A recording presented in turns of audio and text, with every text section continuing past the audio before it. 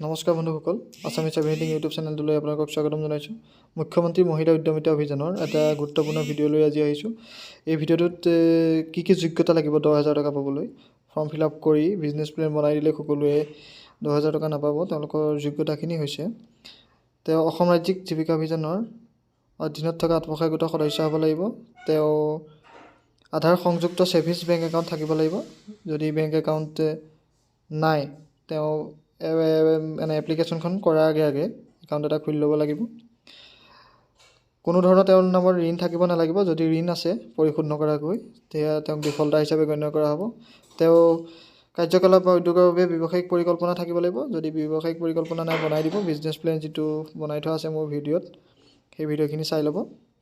আৰু যিটো savings bank আধাৰ সংযুক্ত হৈ থাকিব লাগিব বুলি কৈছে, কেনেকৈ আধাৰ সংযুক্ত হৈ আছেনে নাই তাৰ বিষয়ে এটা ভিডিঅ' বনাই থোৱা আছে, সেইটো চাই ল'ব আপোনালোকে। সদস্যগৰাকী নিজাকৈ এটা ন্যূনতম উপাৰ্জনকাৰী কামত জড়িত হৈ থাকিব লাগিব। আৰু সাধাৰণ বা অন্যান্য পিছপৰা শ্ৰেণীৰ সদস্যৰ 3টাতকৈ অধিক সন্তান থাকিব নালাগিব। আৰু অনুসূচিত জাতি, জনজাতি, চাহ জনজাতি, মৰাণ, মটক সম্প্ৰদায়ৰ ক্ষেত্ৰত 4টাতকৈ অধিক সন্তান থাকিব নালাগিব। আৰু যিটো গছপুলি আছিলে, সেইটো গছপুলি আপোনালোকে জীয়াই থাকিব লাগিব আৰু বৃদ্ধি হ'ব লাগিব। যদি জীয়াই থকা নাই, সেই প্ৰপত্ৰ পূৰণৰ আগে সেই স্থানত নতুনকৈ 2টা গছপুলি ৰোপণ কৰিব লাগিব। আত্মসহায়ক গোটৰ সদস্যগৰাকী স্কুললৈ যাব পৰা বয়সৰ কন্যা সন্তান আছে তেন্তে কন্যা সন্তান কোনো বিদ্যালয়ত নামভৰ্তি কৰোৱা হ'ব লাগিব। অথবা ভৱিষ্যতে কোনো ধৰণৰ কন্যা সন্তান হ'লে উপযুক্ত বয়সক তাই স্কুলত বা অংগনবাড়ী কেন্দ্ৰত নামভৰ্তি কৰোৱা প্ৰতিশ্ৰুতি দি সংকল্প পত্ৰত স্বাক্ষৰ প্ৰদান কৰিব লাগিব।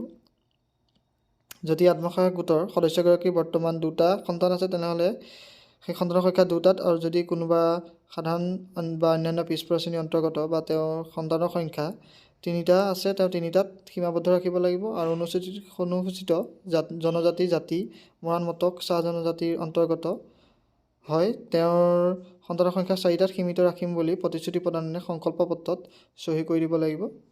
আৰু যদি সংকল্প পত্ৰত চহী কৰা মতে কোনো ধৰণৰ ভুল তথ্য আপোনালোকে দিয়ে, তেনেহ'লে আপোনালোকে যি 10,000 টকা যদি পায়, সেই 10,000 টকা আপোনালোকে চৰকাৰক ঘূৰাই দিব লাগিব। গতিকে আজিলৈ ধন্যবাদ। আপোনালোকে এই যোগ্যতাখিনি ভালদৰে চাই ফৰ্মখন ফিল আপ কৰিব। আৰু যদি আধাৰ একাউণ্টত লিংক কৰা নাই, সোনকালে গৈ আধাৰটো লিংক কৰি ল'ব। ধন্যবাদ।